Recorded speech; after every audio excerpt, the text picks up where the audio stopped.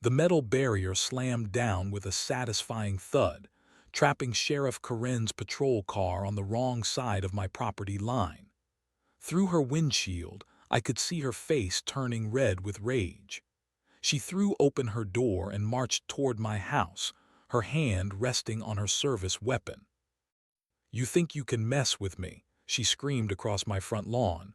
"I am the law in this town." But what she did not know was that I had been planning this moment for months.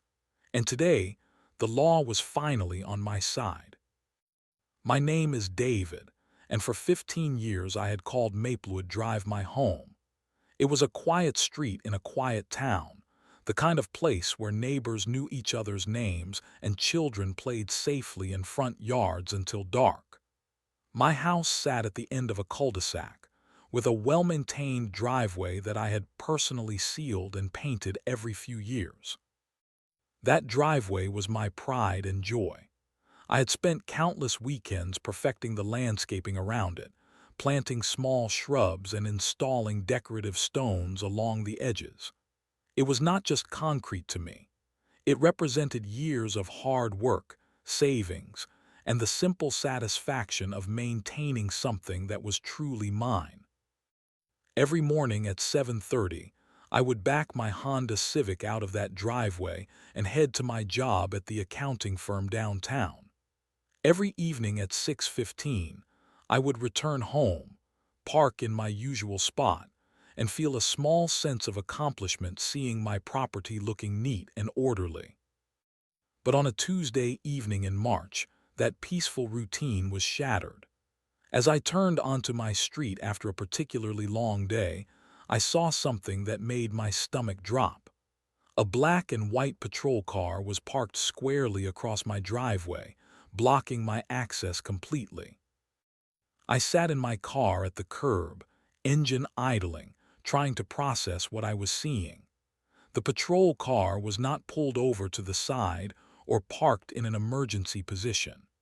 It was deliberately positioned to take up the entire width of my driveway, as if someone had used my property as their personal parking space. I waited for several minutes, thinking perhaps the officer was responding to some emergency in the neighborhood.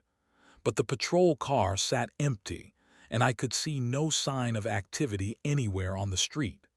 Finally, I parked on the curb and walked over to investigate. Through the passenger window, I could see papers scattered across the dashboard and a half-eaten sandwich on the center console. This was not an emergency stop. Someone had simply decided my driveway was a convenient place to park while they took care of personal business. I looked around, hoping to spot the officer and politely ask them to move. That was when I noticed Sheriff Karen walking out of the courthouse across the street, keys jingling in her hand. She was a tall woman in her 40s, with short blonde hair and an expression that seemed permanently set to mild irritation. "Excuse me," I called out as she approached her car. "I think you might be parked in my driveway." She looked at me with barely concealed annoyance. "And you are?" "David, I live here. This is my house and that is my driveway." Sheriff Karen glanced at her patrol car, then back at me, as if I had asked her to explain basic mathematics. I needed to park somewhere while I handled some paperwork at the courthouse. This seemed convenient. The casualness of her response stunned me. No apology, no acknowledgement that she had blocked my access to my own property. Just a simple statement of convenience, as if that justified everything. "Well, could you please move it now? I need to get my car in the garage." She sighed heavily, as if I were asking for some enormous favor. "Fine, but this is a public street, you know. I can park wherever I need to for official business." As she drove away, I stood in my driveway feeling oddly violated. Something about the interaction had left me unsettled, though I could not quite put my finger on what it was. Maybe it was her attitude, or maybe it was the way she had made me feel like I was being unreasonable for wanting access to my own property. I told myself it was probably just a one-time thing, a misunderstanding that would not happen again. But as I pulled my car into the garage that night, I had a sinking feeling that this was only the beginning. Over the next 2 weeks, Sheriff Karen turned my driveway into her personal parking lot. It started happening every few days, then escalated to almost daily occurrences. I would come home from work to find her patrol car sprawled across my property, sometimes parked at such an angle that it blocked not just my driveway but part of my front yard as well. Each time I approached her about it, the conversation followed the same frustrating pattern. She would act as if I were bothering her with trivial complaints, offer some weak excuse about official business, and eventually move her car with the air of someone doing me an enormous favor. "I was just grabbing lunch," she said one Thursday afternoon, gesturing toward a sandwich wrapper on her dashboard.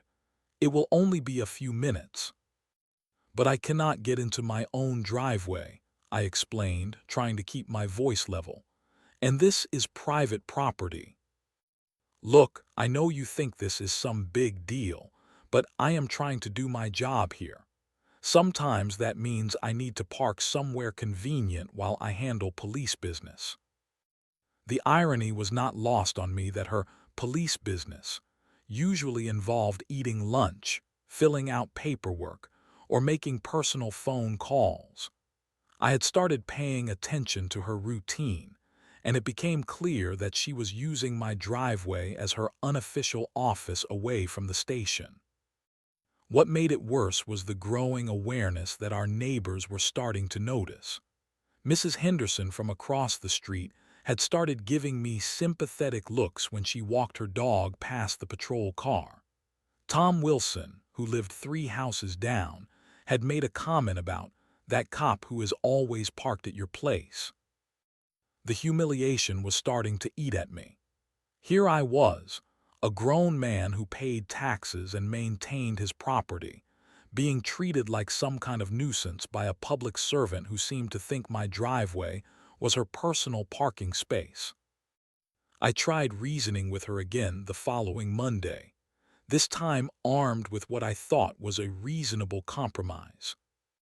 "Sheriff, I understand you need somewhere to park while you handle business at the courthouse. But could you maybe park on the street instead of blocking my driveway? There are several open spots right there." She looked at me like I had suggested she park in another county. "Those spots are in direct sunlight. My car gets too hot when it sits in the sun all afternoon. Your driveway has shade from that big oak tree." The sheer audacity of her response left me speechless. She was essentially admitting that she was using my property for her personal comfort, with no regard for my rights as a homeowner. "But this is my driveway," I repeated, feeling like I was explaining basic concepts to a child. "I pay taxes on this property. I maintain it. I have a right to access it. And I have a right to park where I need to park in order to do my job," she shot back. "Maybe you should be more concerned with supporting your local law enforcement instead of complaining about minor inconveniences." Minor inconveniences. That was how she characterized my inability to access my own property. As if 15 years of homeownership and thousands of dollars in mortgage payments meant nothing compared to her desire for a shaded parking spot. That night, I lay awake thinking about the situation. Part of me wondered if I was overreacting. Maybe it really was just a minor inconvenience, and I should learn to live with it. But another part of me recognized that this was about more than parking. It was about respect, boundaries, and the basic principle that people should not be able to take what does not belong to them simply because they have a badge. I had always been the type of person who avoided conflict, who tried to see the best in people and find reasonable solutions to problems. But Sheriff Karen was testing the limits of my patience, and I was starting to realize that reasonable people sometimes have to deal with unreasonable situations. The question was, what was I going to do about it? By the end of March, Sheriff Karen had transformed my daily routine into a source of constant anxiety. I never knew when I would come home to find my driveway blocked, and the uncertainty was wearing me down.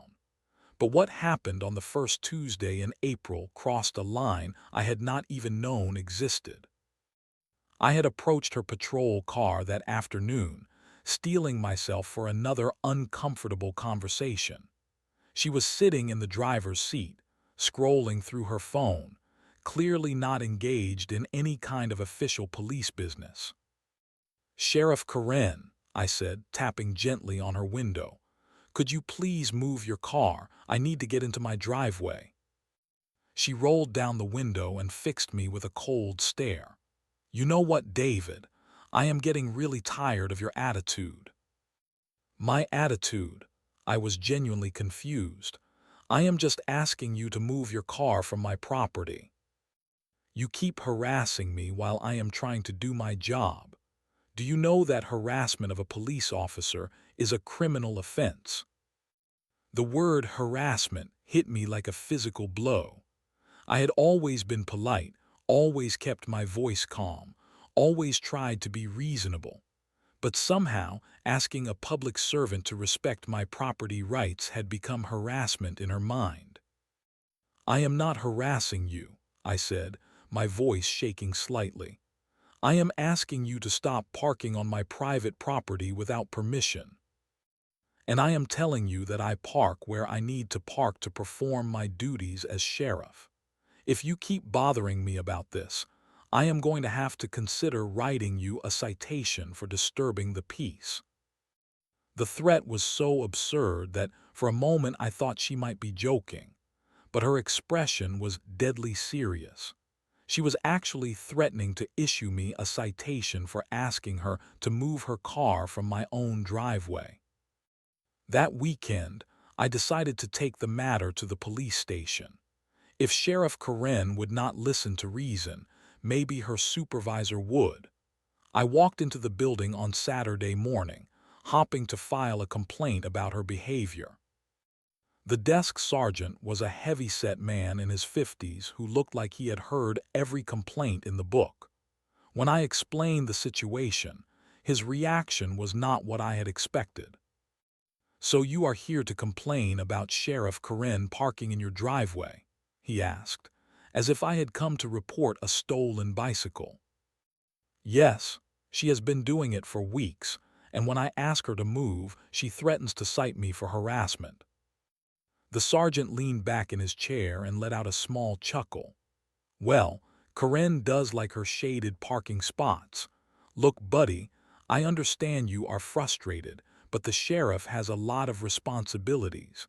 Sometimes she needs to park somewhere convenient while she handles official business." "But it is my private property," I insisted. "She does not have the right to use it without permission." "Listen," he said, his voice taking on a more serious tone. "Sheriff Karen has been serving this community for over 20 years. She has kept this town safe, and she deserves our respect and support. Maybe instead of complaining, you should think about what you can do to help your local law enforcement." I left the police station feeling more frustrated than when I had arrived. It was becoming clear that Sheriff Karen was not just protected by her badge, but by a network of colleagues who were willing to overlook her behavior because she was one of them. Over the next 2 weeks, her parking became even more brazen. She would sometimes leave her car in my driveway for 3 or 4 hours at a time, completely blocking my access. When I worked up the courage to approach her again, she would remind me about her harassment warning and suggest that I should be grateful she had not written me a citation yet. The psychological pressure was intense. I found myself driving home each evening with a knot in my stomach, wondering if I would be able to park in my own driveway or if I would have to spend another night parked on the street. The simple act of coming home had become a source of stress and humiliation. But what bothered me most was the growing realization that there was apparently no recourse available to me. Sheriff Karen had made it clear that she considered my property to be her personal parking space, and the police department had made it clear that they supported her right to park wherever she deemed necessary. I was learning a hard lesson about the nature of power and how it could be abused when there were no checks and balances to prevent it. Sheriff Karen had a badge, a gun, and the support of her colleagues.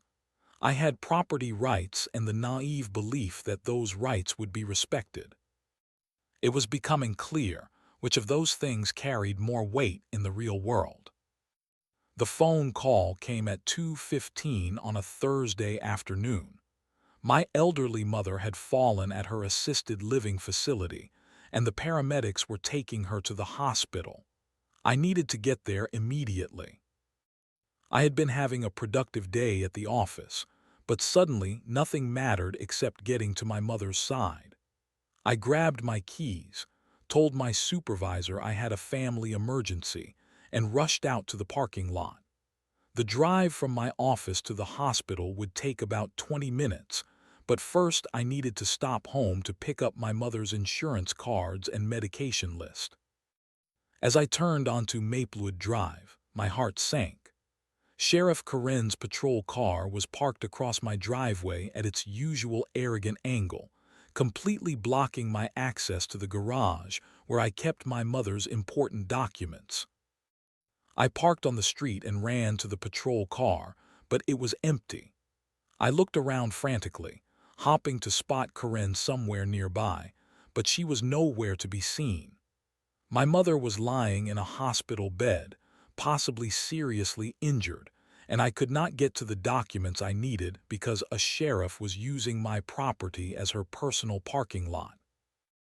I ran to my front door and started banging on it, hoping that by some miracle Karen was inside using my bathroom or something.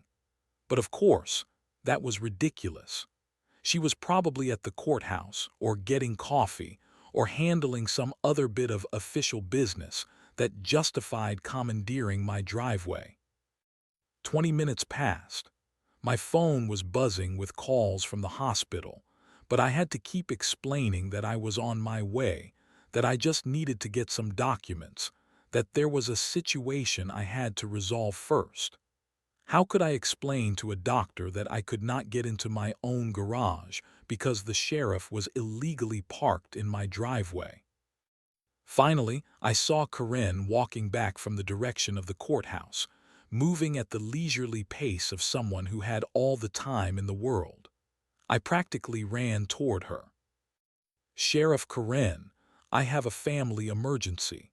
My mother is in the hospital and I need to get into my garage right now." She looked at me with mild annoyance, as if I had interrupted her during something important. "What do you want me to do about it?" "I need you to move your car, right now, please." "Look, I am in the middle of handling some official paperwork. I will move it when I am finished." "My mother could be dying," I shouted, my composure finally cracking. "I need to get her insurance information and get to the hospital." "Do not raise your voice at me," she said, her hand moving instinctively toward her belt. "That is threatening behavior and I will not tolerate it." At that moment, something inside me broke. Here was a public servant, paid by my tax dollars, threatening me for having the audacity to need access to my own property during a family emergency. The absurdity and cruelty of it was overwhelming. "You are threatening to arrest me for asking you to move your car from my driveway so I can get to my dying mother. I am warning you to control your tone and step back. You are acting in a threatening manner toward a law enforcement officer." My neighbors were starting to gather. Mrs. Henderson was standing on her porch, clearly concerned by the commotion. Tom Wilson had come out of his house and was watching from his front yard. Even the Johnson family from the corner house had emerged to see what was happening. The humiliation was complete. Here I was, a middle-aged man who had never had so much as a parking ticket, being threatened with arrest in front of my neighbors because I had asked a sheriff to move her car from my property during a family emergency. Karen finally moved her car 25 minutes later, after she had finished whatever paperwork was so important. I rushed to the hospital, where I learned that my mother had broken her hip but was stable. The doctors had been waiting for her insurance information, and the delay had caused unnecessary complications with her admission process. That night, sitting in the hospital waiting room, I made a decision. If the system would not protect me from Sheriff Karen's abuse of power, then I would have to protect myself. I was done being reasonable, done being polite, done expecting other people to do the right thing. It was time to take matters into my own hands. The next morning, I called in sick to work and spent the day researching property law. I had always been good with details, and now I channeled that skill into understanding every aspect of my rights as a homeowner. What I discovered was both encouraging and infuriating. According to state law, I had absolute authority over who could and could not park on my private property. No exceptions for law enforcement unless they were responding to an emergency or had a warrant. Sheriff Karen's daily use of my driveway for personal convenience was not just rude, it was illegal. But more importantly, I learned that I had the legal right to install barriers on my property to prevent unauthorized parking. Gates, bollards, chains, even automated systems were all perfectly legal as long as they did not extend beyond my property line or interfere with public access to the street. The idea hit me like lightning. A boom barrier, the kind they used at parking garages and private lots. It would be impossible to ignore, impossible to argue with, and completely legal. I spent the weekend researching companies that installed automated barriers. Most of them were used to working with businesses, but several told me they occasionally did residential installations for homeowners with particular privacy or security needs. On Monday morning, I called Premier Barrier Systems and explained my situation to a sales representative named Mike. I was careful to keep the details professional, focusing on my need to control access to my private driveway rather than my conflict with the sheriff. So you want something that will allow your vehicle to enter but prevent unauthorized parking? Mike asked. Exactly. Something I can control remotely that will clearly mark the boundary of my property. We can definitely do that. Our standard residential system includes a remote control unit and can be programmed to recognize up to 4 different vehicles. Installation usually takes about 6 hours. The price was significant, but I had been saving money for a new roof. This seemed like a better investment in my peace of mind and property rights. Over the next few days, I meticulously documented Sheriff Karen's parking pattern. I took photographs of her patrol car in my driveway, noting the dates and times. I researched the relevant city ordinances and property laws. I even consulted with a lawyer friend of mine, who confirmed that I was well within my rights to install a barrier on my own property. The most important thing was making sure everything was completely legal and above board. I applied for all the necessary permits, even though most were not strictly required for a residential installation. I wanted to make absolutely sure that Sheriff Karen could not claim I was violating any regulations. The permit office was surprisingly helpful. When I explained that I needed to control access to my driveway due to unauthorized parking, the clerk nodded sympathetically. "Happens more than you might think," she said. People seem to think private driveways are public parking spaces. Good for you for taking action. I scheduled the installation for a Tuesday morning, knowing that Sheriff Karen usually parked in my driveway around lunchtime. The timing would be perfect. Premier Barrier Systems arrived at 8 a.m. sharp with a truck full of equipment and 3 technicians who clearly knew their business. The boom barrier itself was an impressive piece of engineering, a sturdy metal arm that could be raised and lowered via remote control, mounted on a concrete base that would be virtually impossible to move or damage. "This is a nice setup," Mike told me as his crew began digging the foundation.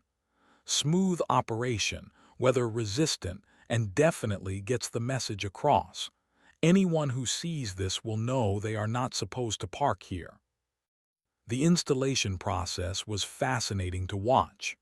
They dug a precise hole for the concrete base, installed the mechanical components with professional precision, and tested every aspect of the system multiple times. By 2 p.m., I had a fully functional boom barrier protecting my driveway. The remote control was small enough to fit on my keychain, with simple buttons for raising and lowering the arm. When the barrier was down, it completely blocked access to my driveway. When it was raised, my car could pass through easily, and the arm would automatically lower again after a preset timer. "Test it a few times to make sure you are comfortable with the operation," Mike suggested. "And remember, this is your property. You have every right to control who can and cannot park here." As the installation crew packed up their equipment, I stood in my driveway admiring their work. The barrier was not just functional, it was symbolic. It represented the boundary between what was mine and what belonged to everyone else. It was a clear, visible statement that some things were not negotiable. Now all I had to do was wait for Sheriff Karen to discover her new reality. The boom barrier stood like a sentinel across my driveway, its red and white striped arm gleaming in the afternoon sunlight. I had tested it dozens of times over the past 2 days, perfecting the timing and getting comfortable with the remote control. Everything was working flawlessly. Wednesday morning, I positioned myself at my kitchen window with a cup of coffee and waited. According to my careful documentation of her schedule, Sheriff Karen usually arrived for her daily parking routine sometime between 11:30 and noon. Today would be different. Today she would learn that some things had changed on Maplewood Drive. At 11:45, I spotted her patrol car turning onto my street. My heart started racing with anticipation. This was the moment I had been planning for weeks, the culmination of all my research and preparation. I watched as she drove down the street at her usual casual pace, clearly expecting to find my driveway available for her convenience. As her car approached my house, I could see the exact moment when she noticed the barrier. The patrol car slowed noticeably, and I could imagine her confusion as she tried to process what she was seeing. She pulled up to the barrier and stopped, her car idling just inches from the metal arm that now blocked her access to my property. Through the kitchen window, I could see her leaning forward in her seat, staring at the barrier as if it might disappear if she looked at it hard enough. She sat there for several long minutes, apparently trying to figure out what to do next. I had imagined this moment many times, but the reality was even more satisfying than I had expected. For the first time since this whole conflict began, Sheriff Karen was the one who was confused and powerless. The barrier was mechanical, impartial, and completely immune to her authority. Finally, she got out of her car and walked up to examine the barrier more closely. She walked around it, clearly looking for some way to disable or bypass it. She even tried lifting the arm manually, but the locking mechanism held firm. The barrier had been designed to prevent exactly this kind of tampering. I watched as she pulled out her phone, probably calling someone at the police station to ask if there were any regulations that would allow her to remove a barrier from private property. The conversation seemed to go on for several minutes, and I could see her growing more frustrated with each passing moment. When she finally hung up the phone, she stood in front of the barrier for another few minutes, hands on her hips, staring at it as if she could will it out of existence.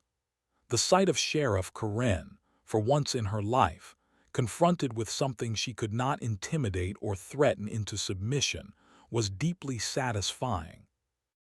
Eventually, she walked back to her patrol car and sat in the driver's seat for several more minutes. I could see her through the windshield, clearly trying to decide what to do next.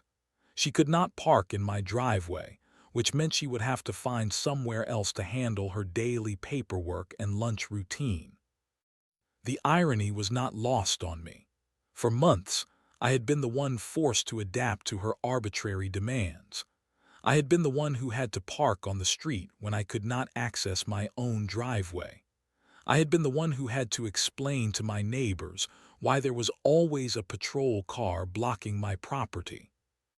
Now the tables had turned. Sheriff Karen was the one who would have to find alternative arrangements.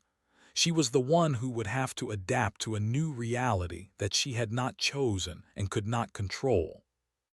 Finally, she started her car and drove away, leaving my driveway empty and accessible for the first time in weeks. I raised the barrier with my remote control and pulled my Honda into the garage, savoring the simple pleasure of parking in my own driveway without having to ask anyone's permission. That afternoon, I found myself checking the security camera I had installed to monitor the barrier.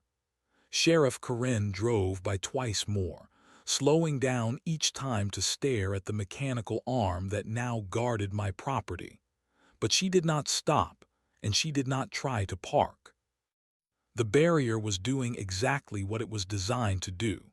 It was controlling access to my property, ensuring that only authorized vehicles could enter. Sheriff Karen's patrol car was no longer authorized, and the barrier made that fact impossible to ignore. As I went to bed that night, I felt a sense of satisfaction that I had not experienced in months. The constant anxiety about whether I would be able to access my own driveway was gone. The daily humiliation of having to negotiate with Sheriff Karen for the use of my own property was over. Tomorrow would bring new challenges, I was sure, but tonight my driveway was mine again. I did not have to wait long for Sheriff Karen's response. At 7:30 Thursday morning, she was pounding on my front door with the kind of authoritative knock that was designed to wake the dead and intimidate the living. I opened the door to find her standing on my porch, her face flushed with anger and her hand resting on her service weapon. Behind her, I could see her patrol car parked in the street, positioned at an angle that suggested she had arrived in a hurry. "You need to remove that barrier immediately," she said without any preamble. "It is interfering with official police business." "Good morning to you too, Sheriff," I replied, trying to keep my voice calm despite the adrenaline coursing through my system. "The barrier is on my private property and completely legal. I have all the permits." "I do not care about your permits. You installed that thing to spite me, and I will not tolerate it." By now, our conversation was loud enough to attract attention from the neighbors. Mrs. Henderson had come out to water her plants, which gave her a perfect view of the confrontation. Tom Wilson was walking his dog and had stopped to watch from across the street. Even the Johnson family had emerged from their house to see what was happening.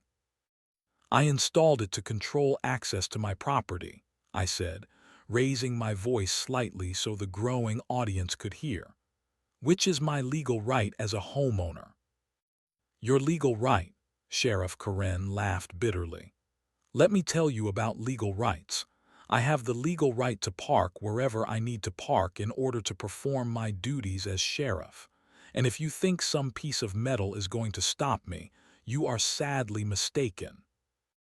Actually, I said, pulling out the folder of documents I had prepared, according to state property law, you do not have the right to park on private property without the owner's consent unless you are responding to an emergency or executing a warrant. Your daily lunch breaks and paperwork sessions do not qualify as emergencies. The look on her face when I quoted the specific statute numbers was priceless. For the first time in our interactions, I was the one with facts and legal backing, while she was the one making threats based on nothing more than her authority.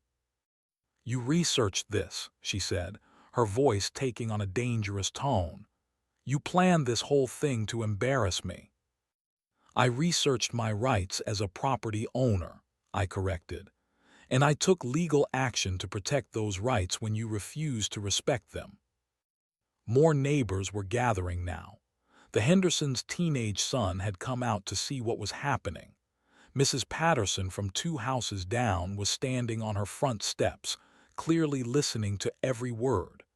This was turning into the kind of public spectacle that Sheriff Karen usually avoided. "You want to play games with me," she said, stepping closer to my front door. "Fine. Let us see how you like it when I start paying real attention to this neighborhood. I am going to find every code violation, every expired registration, every minor infraction. And it is all going to start with you. Are you threatening to abuse your authority for personal revenge?" I asked, making sure my voice carried to the assembled neighbors. Because that sounds like exactly the kind of thing that should be reported to the state police. The mention of the state police clearly struck a nerve. Sheriff Karen's face went pale, and for a moment she looked genuinely rattled. She had been so accustomed to intimidating people with her badge that she had forgotten there were higher authorities who could hold her accountable. "I am not threatening anything," she said, but her voice lacked its earlier conviction. "I am simply reminding you that law enforcement officers have a job to do, and citizens should support that job rather than interfering with it." "I am not interfering with anything," I replied. "I am simply exercising my property rights. If you need somewhere to park while you handle official business, there are plenty of legal options available." Mrs. Henderson chose that moment to speak up from her front yard. "You know, Sheriff, David has been nothing but polite about this whole situation. Maybe it is time to find somewhere else to park." Tom Wilson nodded in agreement. "I have seen you parked in his driveway almost every day for weeks. That does not seem right." The support from my neighbors was unexpected but incredibly validating. These were people who had watched the situation unfold for months, who had seen me trying to handle it reasonably, who had witnessed Sheriff Karen's increasingly aggressive behavior. Sheriff Karen looked around at the gathering crowd, clearly realizing that her usual intimidation tactics were not going to work with an audience present. The public nature of the confrontation had shifted the power dynamic completely. "This is not over," she said, but the words sounded more like the frustration of someone who knew they had lost than the threat of someone in control. As she walked back to her patrol car, I could hear my neighbors talking among themselves. Mrs. Henderson was telling Mrs. Patterson about the time she had seen me having to park on the street because of the blocked driveway. Tom Wilson was mentioning that he had always thought there was something not quite right about a sheriff using someone's private property as her personal parking space. The conversation was spreading throughout the neighborhood, and with it, a new understanding of what had really been happening on Maplewood Drive. The transformation was remarkable. Within a week of the public confrontation, Sheriff Karen's entire demeanor changed. She no longer drove down Maplewood Drive with the casual arrogance of someone who owned the place. Instead, she would slow down as she passed my house, glancing at the boom barrier that stood as a permanent reminder of her defeat. But more importantly, she began treating me and my neighbors with something approaching basic respect. When she had to interact with residents for legitimate police business, she was polite, professional, and efficient. The entitled attitude that had characterized her behavior for so long seemed to have been replaced by an awareness that her actions had consequences. The boom barrier had become something of a neighborhood legend. Mrs. Henderson told me that her book club had spent an entire meeting discussing the situation, with several members sharing their own stories of encounters with Sheriff Karen's entitled behavior. Tom Wilson mentioned that his poker group had nicknamed the barrier the Equalizer because it had finally put an end to what everyone had recognized as an abuse of authority. But the real victory came 2 weeks later, when I learned that 3 other residents had filed formal complaints with the county about Sheriff Karen's behavior. Mrs. Patterson had reported an incident where Karen had threatened to ticket her for a completely legal garage sale. The Johnsons had complained about Karen's aggressive response when they had asked her to move her patrol car from in front of their mailbox. Even the Hendersons had finally decided to report the time Karen had cited their teenage son for skateboarding on a public sidewalk. The pattern was clear. My confrontation with Sheriff Karen had given other people the courage to speak up about their own experiences. The boom barrier had not just protected my property, it had exposed a broader pattern of abuse that had been festering in our community for years.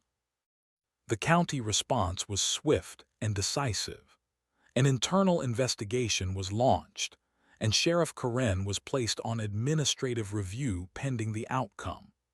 While I did not know all the details of the investigation, I heard through the local gossip network that she had been formally reprimanded and required to attend additional training on community relations and property rights.